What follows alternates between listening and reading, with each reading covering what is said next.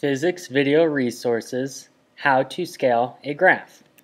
There are 5 steps of scaling a graph. Step 1.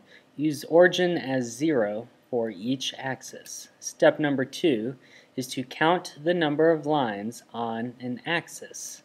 Step 3. Locate the maximum value for the variable. Step 4.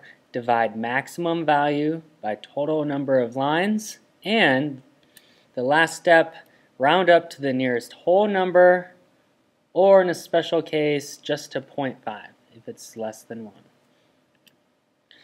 So as you can see, on the left I have a data table with time and position. On the right, I have the graph.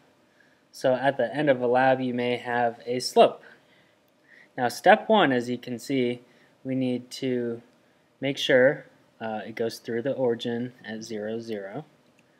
Step 2, we need to count the number of lines. So we are going to focus on the time axis on how to scale that properly.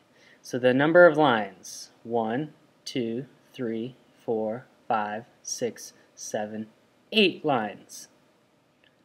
Step 3, the maximum value for time. So we would like to look at the data table in the upper left-hand corner. The maximum value for time is 3.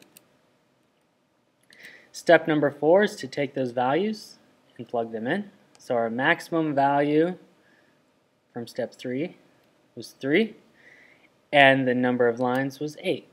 So we set it up as 3 divided by 8. If you type that in the calculator, you'd get 0.375.